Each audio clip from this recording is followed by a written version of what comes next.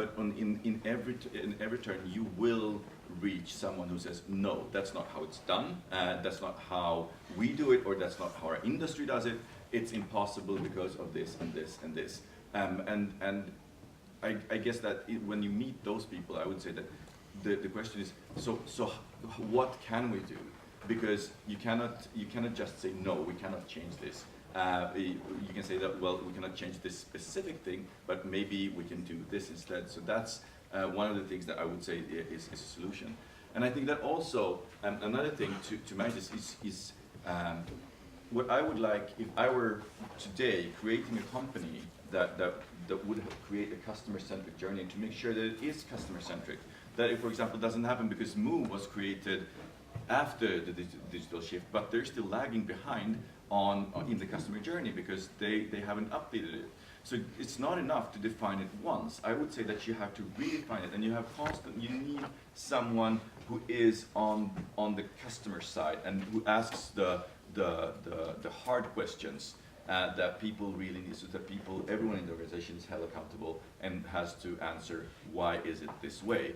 And that person is often today the social media manager or the person who works, because those people, and the problem with that is that you don't have mandate. You cannot, you're only connected to a certain amount of people. You're not in the board of directors, where you actually should be. You should be on a high level in the company in order to fix this. You need to be sort of ultimate moment of truth manager. That's what you want to be, who actually can hold everyone in the company, every organization, every part accountable, and make sure that they are doing their best to create the best customer journey and not just the best for their department.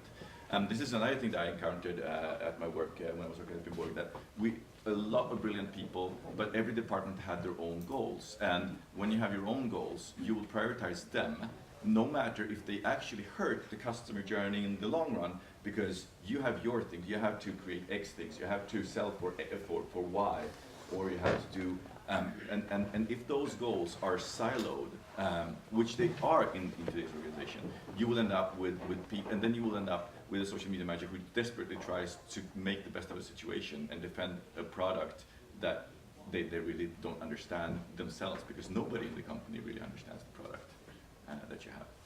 So I think that that's another thing, that to sort of have an ultimate moment of truth manager, someone who has the mandate, that I would love to see in a company. Do you believe in the chief digital officer, the CEO, that Gartner is starting to talk about it? It's kind of that.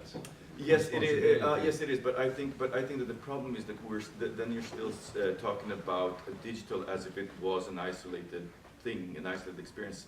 And I think that if you want to move beyond, social media and into this, we need to stop looking at digital as something isolated, as only Facebook and Twitter, because digital is so much more. And digital is no longer, there's no clear boundary between analog and digital. So that's why I guess. But I think that assumption there is that it's not, it's to drive the transformation, the responsibility to drive the transformation of the company and the organization to a more digital way of working, behaving, and so on. Okay, in that case, yes. So, then I would say yeah. Yes. But I would try, if I were in that role, I think I would try to rename it, also to make the organization understand that this is more about the whole customer journey, because in so many cases there are things with your products. You can actually change a small thing with your product that will make it more shareable or more enjoyable. And if you're only head of digital, then the product manager can tell you, well, thank you for your input, but and we'll take it into consideration, and then nothing happens. Which is essentially what happens in a lot, because then you have the silo, and then you have the product team, and they're like, oh, but we have so much to do. We have to design this, and we have to make this, and and since they're not, you don't have mandate to actually hold them accountable for this. They will just be like, oh, this goes into the So you would rather prefer someone with responsibility for the customer experience kind of type? Yes, but who actually is really good at digital, really yes. good. Yes, exactly. So person who could actually take the role of digital chief digital officer, but who then has the mandate to actually hold the others responsible, so that they have goals not only in cell X, but also in do Y. So that's one of the things. I'll play devil's advocate with you. So my takeaway from this is, before social media, we had good and bad customer journeys. That part hasn't changed. Then social media shows up, and if I understand you correctly, what you're saying is that people should not focus on social media at the expense of customer journeys, that social media should be part of that. I showed up here not knowing what you meant by beyond social media. I expected something like big data will tell you what you want before, you wanted, that sort of stuff. But what I think, the most important thing I think you said today is, and I've seen this with other social media managers, is that they don't have a direct line to the CEO. And they're there to mop up problems and try and solve angry customer situations. And I think if customer journeys now, the social media is part of that customer journey, and it's very important that that's prioritized, but not at the expense of the customer journey. Oh no, so exactly. So what I'm talking about is that you could actually cut back, I think, a bit on, for example, customer support in digital fields, because it's so easy to ask a question on Facebook or something on Twitter, and if you could eliminate the reason for that question, like in this case with the voucher, if the voucher was really clear on which code I was supposed to use, then you could actually, then the load on that department would actually be lower. So yes, so I would actually say that if you focus on the journey and design it well, you will actually have fewer support requests. And those that you get, you could actually focus a lot on and make sure that that is a delightful experience. Yes.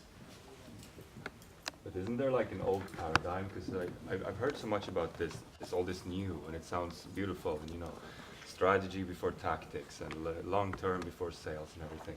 But then I hear from a guy who works in a customer support that it's actually hell down there, and they actually have a goal to reach in sales as well.